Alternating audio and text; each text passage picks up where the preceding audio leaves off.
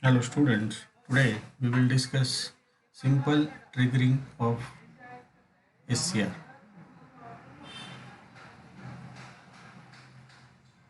Simple triggering method of SCR. In the previous class we have discussed a UJT based trigger. Here in this circuit we are going to discuss DC triggering method. So by making use of DC voltage source we are triggering SCR. Okay, that's why it is called a DC triggering method. So once the SCR is turned on, but from the VI characteristics, it is observed that VI characteristics of SCR. From the VI characteristics of SCR, it is observed that once the SCR is turned on, it remains on. It remains on permanently. It remains on permanently unless until it is turned off forcefully. Okay, so that's why once the device is turned on, once the SCR device is turned on, it remains on permanently. Okay, and it conducts the current. Therefore the circuit diagram will be something like this. So let's say here is the transformer we are going to use, and here I am applying 230 volt AC supply. Okay, this is a normal step down transformer. Okay, so here this transformer is a step down. Now at the secondary side we will be having less voltage. Let's say it is 0 to 16 volts. Okay, now I want to turn SCR on, so I will be connecting here one SCR device. This is my SCR device. Okay, and to the gate of this I am applying a bias. Okay, so for that I am using one potentiometer which is connected through a DC source. Now here a DC source is connected like this. Here I have a DC source like this, a DC potentiometer I have connected here, and through one small resistor I have connected this to the gate. Okay, and lamp load, normal simple lamp load is connected here, and this point is connected to the ground. Now you observe this lamp will be turned on only and only when a triggering pulse appears here, or when the gate pulse is applied. So when gate current starts flowing, then only this device starts conducting current. And once this device is turned on, okay, even though if you remove this gate pulse, then also this SCR will remain on. So this is a typical characteristics of this device, that this device will remain on unless until it forcefully turns off or naturally turns off. So when the negative cycle comes during the AC cycle variation, then that time at zero crossing only, when SCR gets reverse bias, then only SCR is turned off. So this is what the circuit diagram. So now quickly let us see its simulation in Proteus. So for that let us open the Proteus software. Here I have already made this circuit, so let me explain this circuit first of all.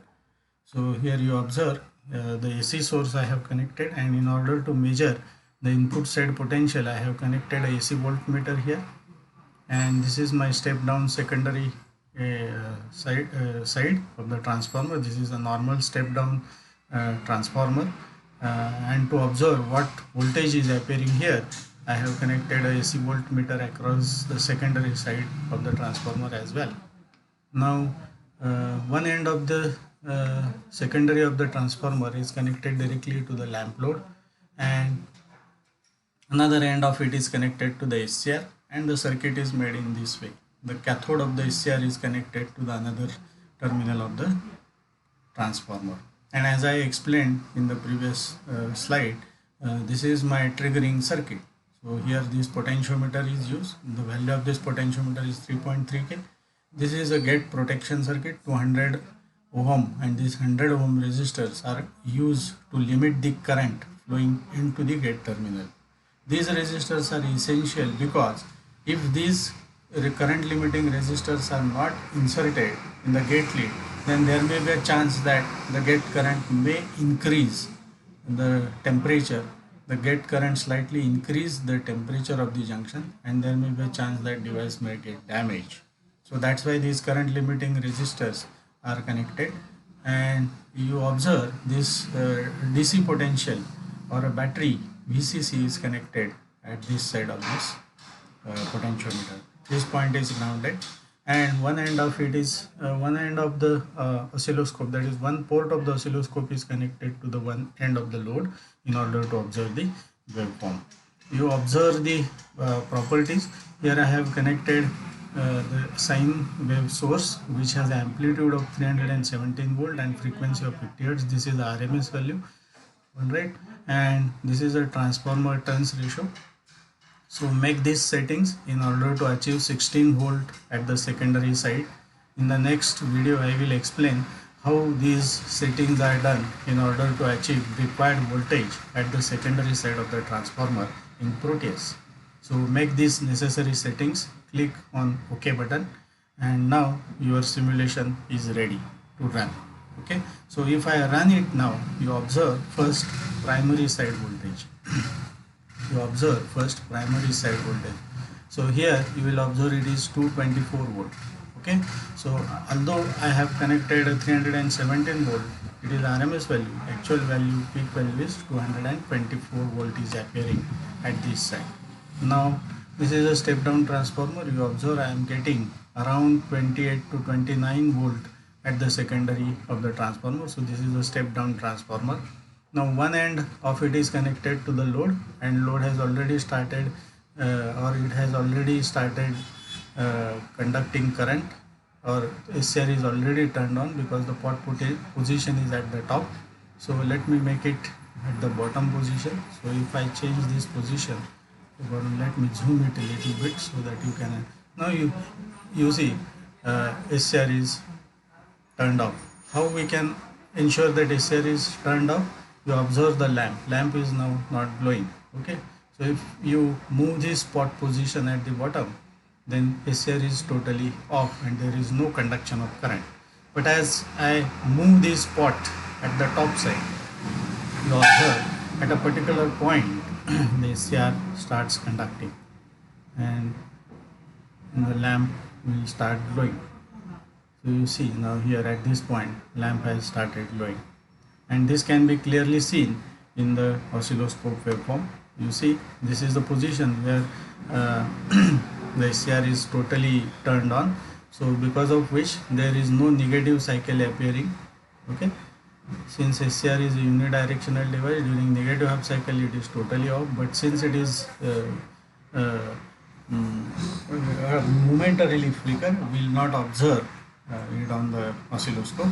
Now as I turn the potentiometer position a little bit, you observe these waveforms are changed. Okay, so you can see clearly the firing angle is changing. So as I move this a little bit upward, okay, then firing angle is changing.